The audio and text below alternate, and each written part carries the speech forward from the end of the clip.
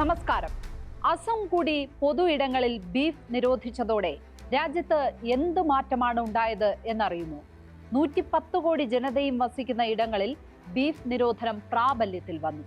ഇനി വലിയ സംസ്ഥാനങ്ങളിൽ 27 കോടി ജനസംഖ്യയുള്ള പശ്ചിമ ബംഗാളും ചെറിയ സംസ്ഥാനമായ 3 കോടി 40 ലക്ഷം ജനസംഖ്യയുള്ള കേരളവും കഴിഞ്ഞാൽ പിന്നെ എവിടെയൊക്കെ ബീഫ് കിട്ടും?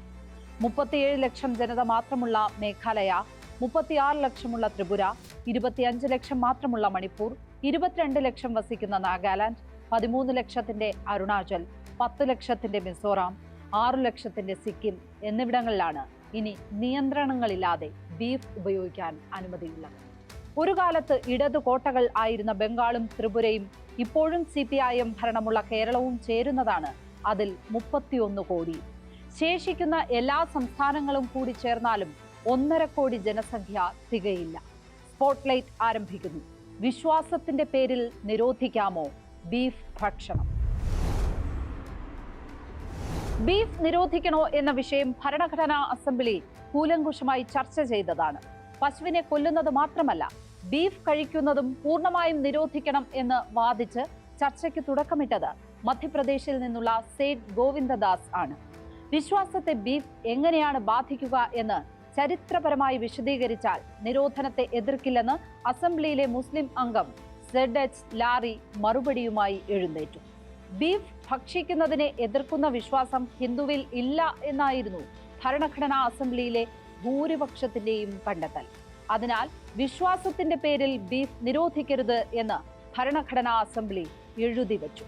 പകരം അവശ്യ വസ്തുവായ പാൽ ഉറപ്പാക്കുന്നതിനായി പശുക്കളെ സംരക്ഷിക്കാം. അങ്ങനെ വേണമെങ്കിൽ സംസ്ഥാനങ്ങളാണ് അത് ചെയ്യേണ്ടത്. പിന്നെ സംഭവിച്ചതാണ് ഇന്ത്യയിലെ പശുരാഷ്ട്രീയം. പാൽ അത്യാവശ്യമാണെങ്കിലും ഉൽപാദനം കഴിഞ്ഞ പശുവിനെ കശാപ്പിന് നൽകാൻ അനുവദിക്കണം. ഭരണഘടനാ അസംബ്ലിയിൽ ഈ വാദത്തിനാണ് മേൽക്കൈ കിട്ടിയത്. മൗലികാവകാശങ്ങൾ മനുഷ്യനാണ് ബാധകമായിട്ടുള്ളതെന്നും പശുവിന് അത്തരമൊരു അവകാശമില്ലെന്നും ഭരണഘടനാ അസംബ്ലി തീർപ്പ് കൽപ്പിച്ചു. ഈ വാദങ്ങളെല്ലാം തള്ളിയാണ് കേന്ദ്ര സർക്കാർ തന്നെ 2021 നിയമം കൊണ്ടുവന്നത്. പശുക്കളെയും എരുമകളെയും ചന്തകളിൽ വിൽക്കുന്നത് തടഞ്ഞുള്ള ഉത്തരവ് രാജ്യമെങ്ങും ബീഫ് വിൽപ്പന നിരോധിക്കുന്നതിന് തുല്യമായിരുന്നു. അതത് സംസ്ഥാനങ്ങൾ തീരുമാനിക്കട്ടെ എന്ന ഭരണഘടനയിലെ നയം തന്നെയാണ് അട്ടിമറിക്കപ്പെട്ടത്. സംസ്ഥാനങ്ങളിൽ ബീഫ് നിരോധനം നടപ്പായതും വിചിത്രമായ മാർഗങ്ങളിലൂടെ ആയിരുന്നു. കറവ പറ്റിയാൽ പശുവിനെയും എരുമയെയും അറക്കാൻ അനുവദിക്കണം എന്ന ഭരണഘടനാ നയം തന്നെ അട്ടിമറിച്ചാണ് ഗുജറാത്ത് നിയമം പാസാക്കിയത്. കശാപ്പ്, കൈമാറ്റം, വിൽപ്പന എന്നിവയെല്ലാം ഗുജറാത്തിൽ നിരോധിച്ചു. തമിഴ്നാട്ടിൽ പോലും പശുവിനെയും കിടാവിനെയും കശാപ്പ് ചെയ്യുന്നതിന് നിരോധനം വന്നു. എന്നാൽ പാൽ ഉൽപാദനം നിലച്ച പശുവിനെ അനുമതി വാങ്ങി അവിടെ അറക്കാം. പഞ്ചാബിലും ആന്ധ്രാപ്രദേശിലും രാജസ്ഥാനിലും തെലങ്കാനയിലും പശുവിനെയും എരുമയെയും കശാപ്പ് ചെയ്യുന്നതിന് പൂർണ്ണ നിരോധനമുണ്ട്. ഉത്തരാഖണ്ഡിൽ ഗോവധത്തിന് മാത്രമാണ് നിരോധനം. ഛത്തീസ്ഗഡിൽ പശുവും എരുമയും മാത്രമല്ല, പോത്തിനെയും കാളയെയും കശാപ്പ് ചെയ്യുന്നത് പോലും നിരോധിച്ചിരിക്കുകയാണ്. മാട്ടിറച്ചി കൈവശം വച്ചാൽ പോലും വലിയ ശിക്ഷ കിട്ടും. ഉത്തർപ്രദേശിൽ പശു കശാപ്പ് മാത്രമല്ല, കടത്തും ശിക്ഷാർഹമാണ്. അധീനതയിലുള്ള പശുവിന് തീറ്റയുടെയും വെള്ളത്തിന്റെയും അളവ് കുറഞ്ഞു എന്നതിന്റെ പേരിൽ പോലും ഉടമയെ ജാമ്യമില്ലാ കുറ്റം ചുമത്തി അറസ്റ്റ് ചെയ്യാം. ബീഹാറിൽ പശു, എരുമ എന്നിവയുടെ കടത്തിനും കശാപ്പിനും നിരോധനമുണ്ട്. എന്നാൽ 15 വയസ്സു കഴിഞ്ഞ കാളയെയും പോത്തിനെയും അനുമതിയോടെ കശാപ്പ് ചെയ്യാം.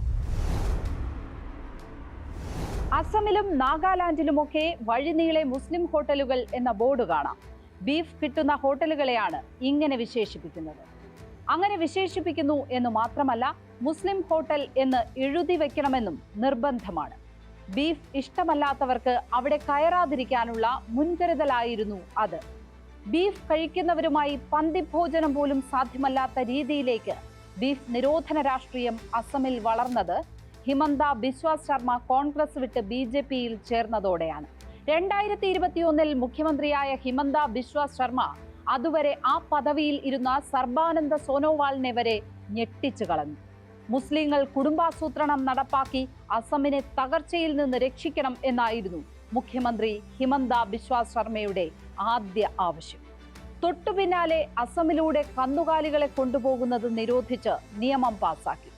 ശേഷം അസമിലെ 740 മദ്രസകളെ സ്കൂളുകളാക്കി മാറ്റിയതായി പ്രഖ്യാപിച്ചു. ആ മദ്രസകളെല്ലാം പൊതുവിദ്യാലയങ്ങളായി. അതിനെല്ലാം പിന്നാലെയാണ് ഇപ്പോഴത്തെ നിയമം. ഹോട്ടലുകളും വിരുന്ന് നടക്കുന്ന സ്ഥലങ്ങളും ഉൾപ്പെടെ ബീഫ് കഴിക്കുന്നത് നിരോധിച്ചു. ഇതിനാണ് ബ്ലാങ്കറ്റ് ബാൻ എന്ന് പറയുന്നത്. ആദ്യം കശാപ്പ് നിരോധിച്ചു. പിന്നാലെ ചന്തയിൽ വിൽക്കുന്നതും കൊണ്ടുപോകുന്നതും നിരോധിച്ചു. കടകളിലും കല്യാണത്തിനും വിളമ്പുന്നത് ഇപ്പോൾ. ഹിമന്ത ബിശ്വ ശർമ്മ ദീർഘകാലം കോൺഗ്രസിൽ ഉണ്ടായിരുന്ന ആളാണ്. ബീഫ് ഉൾപ്പെടെയുള്ള വിഷയങ്ങളിൽ സാമാന്യ യുക്തിയാണ്, വിശ്വാസമല്ല വേണ്ടത് എന്ന ധാരണ ഉള്ളവർക്കൊപ്പം പ്രവർത്തിച്ചതാണ്. അങ്ങനെ ഒരാൾ BJP-യിലെത്തി മുഖ്യമന്ത്രിയായപ്പോൾ പിറ്റേന്നു തന്നെ മുസ്ലിങ്ങൾ സന്താന നിയന്ത്രണം ഏർപ്പെടുത്തണമെന്ന് പ്രസംഗിക്കുകയാണ്. 2021 ഹിമന്ത ബിശ്വ ശർമ്മ കൊണ്ടുവന്ന നിയമം അനുസരിച്ച് തന്നെ ഏറെക്കുറെ ബീഫ് നിരോധനം നിലവിലുണ്ടായിരുന്നു. ക്ഷേത്രങ്ങളുടെയും മഠങ്ങളുടെയും 5 കിലോമീറ്റർ ചുറ്റളവിൽ ബീഫ് ഉപയോഗിക്കരുത് എന്നായിരുന്നു ആ വിചിത്രമായ നിയമം. ഇതിനു പുറമെ ഹിന്ദുക്കൾ, സിഖുകാർ, ജൈനർ എന്നിവർ താമസിക്കുന്നതിനും 5 കിലോമീറ്റർ ചുറ്റളവിൽ ബീഫ് ഉപയോഗിക്കാൻ പാടില്ല. ഓരോ 5 കിലോമീറ്റർ പരിധിയിലും ഒന്നല്ല 100 ഹിന്ദുക്കൾ എങ്കിലും അസമിൽ താമസിക്കുന്നുമുണ്ട്. 141 കോടി ജനത ഉണ്ടായിട്ടും ഒളിമ്പിക്സിന് എന്താണ് ഇന്ത്യക്ക് ഒരു സ്വർണം പോലും കിട്ടാത്തത് എന്ന ചോദ്യം ഉയർന്നു. ഫുട്ബോളിന് എന്താണ് രാജ്യാന്തര നിലവാരമുള്ള 11 പേരെ തികച്ചു കിട്ടാത്തത് എന്നും സംശയം ഉയർന്നു. അന്ന് അതിന് വന്ന ഉത്തരം ഇന്ത്യയിൽ പേശീബലമുള്ള ജനതയില്ല എന്നതാണ്.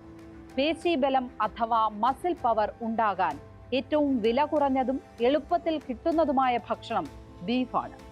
ഈ രാജ്യത്തെ 111 കോടി ജനതയും അയണും സിങ്കും ആവശ്യത്തിന് തരുന്ന ബീഫ് ലഭ്യമല്ലാത്ത ഇടങ്ങളിൽ ജീവിക്കുന്നവരാണ്.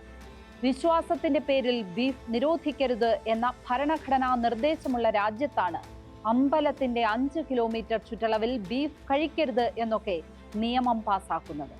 ഇതൊക്കെ കണ്ടിരിക്കുന്ന നമുക്ക് ഒളിമ്പിക്സും ലോകകപ്പ് ഫുട്ബോളുമൊക്കെ ഇങ്ങനെ കണ്ടിരിക്കാൻ തന്നെയേ ഇനിയും സാധിക്കൂ. സ്പോട്ട്ലൈറ്റ് ഇനി മറ്റൊരു വിഷയവുമായി നാളെ. നമസ്കാരം.